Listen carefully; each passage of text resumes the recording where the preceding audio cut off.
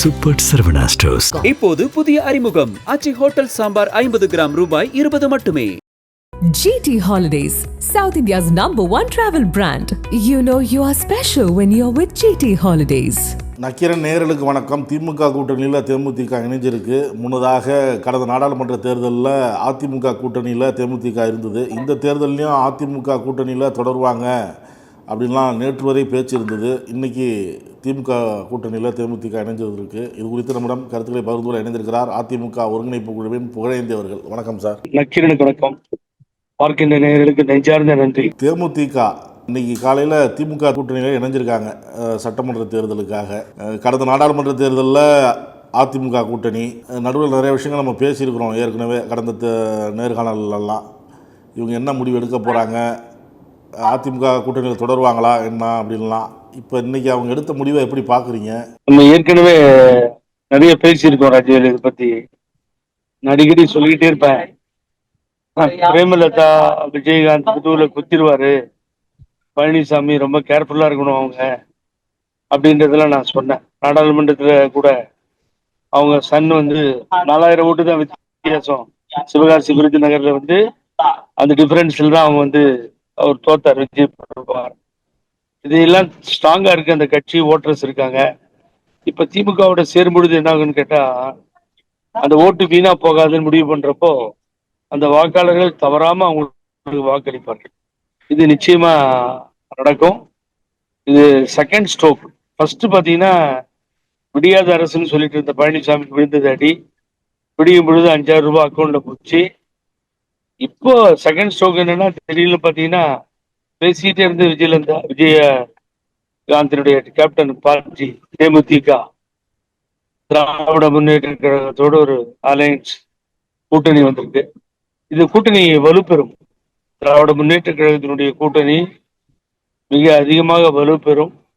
ஆகவே காங்கிரஸ் மிரட்டுது, அது இதுக்கெல்லாம் பயப்படாம ஒரு நடவடிக்கை எடுக்க இது உதவுன்ற மாதிரி ஒரு முயற்சியை செய்து திராவிட முன்னேற்ற கழகம் அதில் வெற்றியை பெற்று விட்டது. நேற்று ஒரு காமெடி என்னாச்சுன்னா, இந்த ஈஷா நடந்ததுல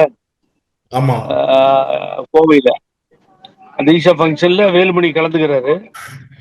ஒரு சமயம் வேலுமணி சொல்லி கொடுத்துட்டாரா ராஜவேலு, இருந்தாலும் நம்பாதீங்க, இவர் உங்களுக்கு ராஜ்யசபா சீட்டும் கொடுக்க மாட்டாரு, ஒன்றும் கொடுக்க மாட்டாரு, கடைசியில ஏமாத்திடுவாரு. ஆகவே தயவு செஞ்சு நீங்க நைஸா நவுந்துருங்கன்னு வேலுமணியே சொல்லி கொடுத்துட்டாருன்னு எனக்கு ஒரு சந்தேகம் இருக்கு. காலையில உடனே சஸ்பென்ஸா அடிக்கிறாங்க ரெண்டு கட்சியும் சேர்த்து. இது பெரிய அவர்களுக்கு பெரிய தேமுதிகவுக்கும் சட்டமன்ற உறுப்பினர்கள் உள்ள போறதுக்கு ஒரு நல்ல வாய்ப்பு கிடைக்குது. எத்தனை இடங்கள் நமக்கு தெரியாது. ஆகவே எடுத்த முடிவு சரியான முடிவு. ஒரு ராஜ்யசபா சீட் தராங்களா என்னன்றதுலாம் நமக்கு தெரியாது. ஆனா எல்லாமே இங்க சொன்ன மாதிரி நடக்கும். அதுல இந்த முதல்வர் சொல்லிவிட்டு ஏமாற்ற மாட்டார் என்பதிலே எனக்கு நம்பிக்கை இருக்கிறது. ஆகவே அங்க எடப்பாடி கூட நம்பிக்கிட்டு இருந்திருந்தா நட்டாத்துல நிறுத்திருப்பாங்க. யார் அல்வா கொடுக்கறதுன்னு போட்டி. அந்த அல்வாவை நீட்டா பிரேமலதா விஜயகாந்த் எடப்பாடி பழனிசாமிக்கு அல்வா கொடுத்தாச்சு. ஆகவே அதிமுகவுக்கு நீ கூட்டணி கிட்டே கிடையாது, எல்லா கூட்டணியும் முடிஞ்சிருச்சு. ஏதாவது சில புதிய கட்சிகள் ஒரு சீட்டு 2 சீட்டு அப்படி போற நிலை ஏற்பட்டால் தான் ஏற்படும். கூட்டணி என்பது முடிந்து போன ஒரு கதையாக இன்றைய நிலைப்பாட்டிலிருந்து நமக்கு தெரிய வருகிறது. அதுதான் உண்மை. அதிமுக தலைமையிலான கூட்டணியில வேற கட்சிகள் போகாதுங்கிறீங்களா சார்? நீங்க தமாஷ் பண்ணிட்டு இருக்கீங்க. சாயங்கால நேரத்துல வேற என்ன கட்சி இருக்கு போறதுக்கு? ஒரு கட்சி பேரை சொல்லுங்களேன் சார். அங்கதான் திராவிட முன்னேற்ற கூட்டணியில எல்லாமே ஸ்ட்ராங்கா இருக்காங்க. யாரும் வெளியில வர போறது இல்லை அங்கிருந்து. இங்க யார் இருக்காங்க சார்? பிரிஞ்சு போயிருக்கிற இதுதானே பாமக தானே. இவருக்கு என்ன அரசியல் தெரியும், பைனான்ஸை பத்தி என்ன தெரியும்? இந்த ஆள்லாம் ஒரு முதலமைச்சரா? இவெல்லாம் புத்தி இருக்குமா? டயர் நக்கி இப்படி எல்லாம் பேசின அவர் கூட்டணியில் இருக்காரு. அவர் கட்சி 2ஆ உடஞ்சி நிக்குது. யார் இருக்கா? பிஜேபி எப்படி ஜெயிக்கும் தமிழ்நாட்டுல? கடந்த முறை ராஜ்யசபா சீட்டு தள்ள சொல்லி ஏமாத்திட்டாங்க. அதனாலதான் இவங்க வருத்தப்பட்டுக்கிட்டு இப்படி முடிவு எடுத்திருக்கிறாங்கலாம் சொல்லப்படுது. இல்ல ராஜ்யசபா சீட்டு இப்ப தந்திருக்கலாம், பிளஸ் சட்டமன்ற தேர்தலுக்கும் கூட்டணி வச்சிருக்கலாம் அப்படின்னு நினைச்சிருப்பாருல எடப்பாடி. அவர் தரமாட்டாரு. எப்படி முதுகுல குத்துறது, திருப்பி எப்படி தேமுதிகவை ஏமாத்துறதுன்னு ஐடியா பண்ணிட்டு இருந்தாரு. இந்த சுத்தி சுத்தி சுத்தி வருவாரு. நீட்டா டிஎம்கே டீல் பண்ணிட்டாங்க.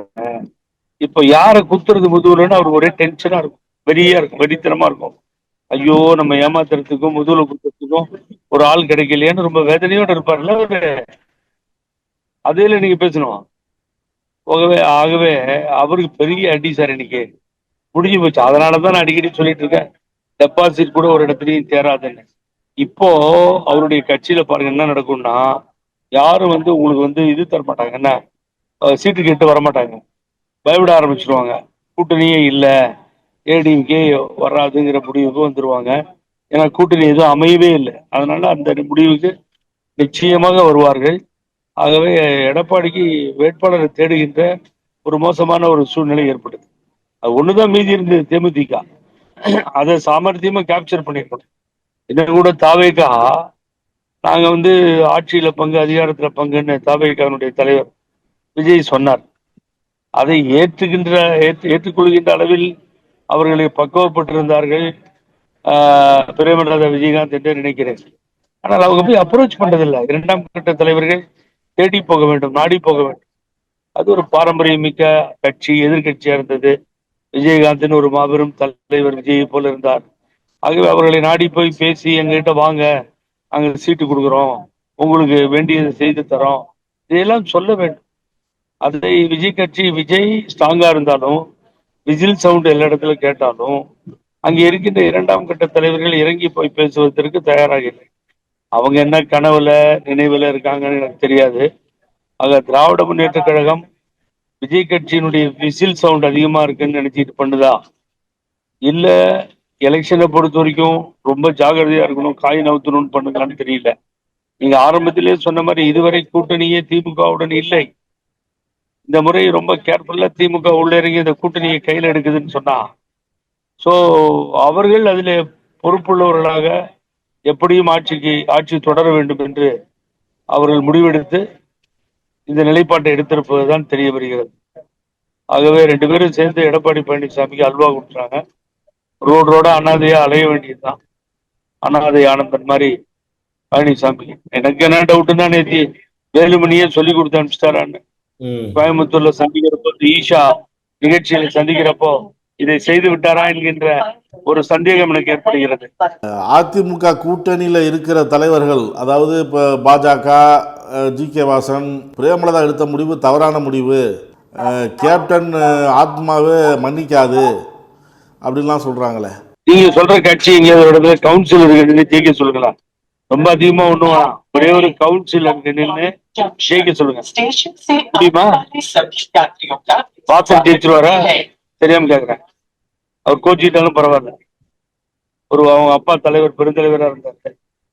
அவரை போய் நான் சீன்றது தேவையில்லை. ஏடிஎம்கே கொடுத்த ராஜ்யசபா வச்சுதானே சார் ஓடிட்டு இருக்காரு.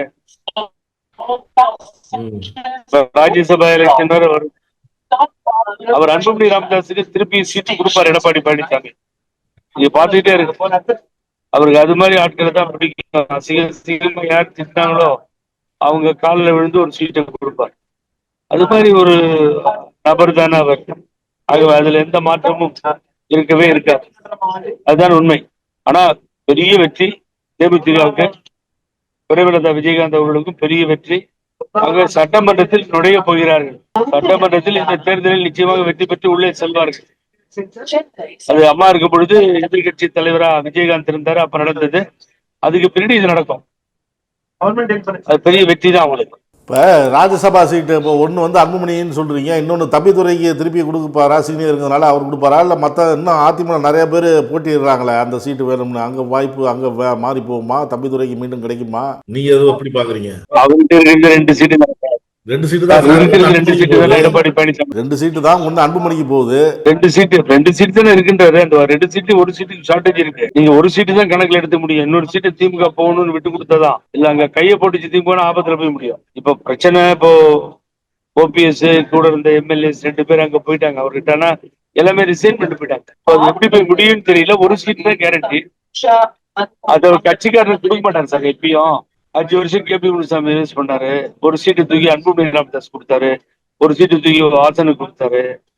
இப்படித்தானே போச்சு. கட்சிக்காரருக்கு எங்க கொடுக்குறாரு? அவருக்கு கட்சிக்காரனை பத்தி கவலை இல்லை. ஆகவே கட்சிக்காரனும் ரெடியா இருக்கான், ஆப்படிக்க ரெடியா இருக்காங்க. தேர்தல் வந்தா யாரும் சீட்டு கேட்க போறது இல்ல, ஆதரவு தர போறது இல்ல, உங்களுக்கு ஓட்டு கேட்டு வர போறது இல்ல. ஆகவே இன்றோடு அவர் கதை முடித்தது. வேறு கூட்டணி கட்சிகள் எதுவும் இல்லை. இனி 1-2 இருந்தா கூட அது திமுகவுக்கோ தாவேக்காக்கோ போகின்ற சூழ்நிலை தான் ஏற்படும். ஆகவே இன்னும் களத்துல திமுக தாவேக்கான் தான் இருக்கு.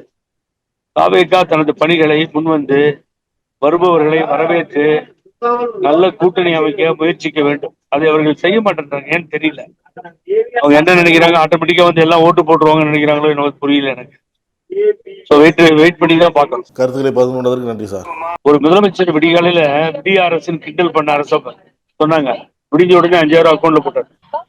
இன்னைக்கு செகண்ட் ஸ்ட்ரோக் என்னன்னு கேட்டா தேமுதிக அலையன்ஸ். ஆகவே திமுக திட்டம் போட்டு சரியாக எல்லா வேலையும் செய்து கொண்டிருக்கிறது என்பதுதான் உண்மை. ஆகவே அந்த கூட்டணி ஸ்ட்ராங் ஆயிடுச்சு. இனி களத்துல திமுக தாவேக்காதான். பொறுத்திருந்து பார்ப்போம். பார்க்கின்ற நேயர்களுக்கு நெஞ்சார்ந்த நன்றி. நக்கீரன் டிவிக்கு சப்ஸ்கிரைப் செய்யுங்கள். உங்கள் ஆதரவே எங்கள் பலம். ஆசிரியர்களுக்கு நண்பனாகவும் மாணவர்களுக்கு ஆசானாகவும் திகழும் தேர்வு வழிகாட்டி. ஒவ்வொரு பாடத்திற்கும் அனுபவமிக்க ஆசிரியர்களின் துல்லியமான தெளிவான விடைகள். CNC இருக்கு, தேர்வு பயம் எதற்கு? இது தீரன் பப்ளிஷிங் ஹவுஸ் விற்பனை வெளியீடு.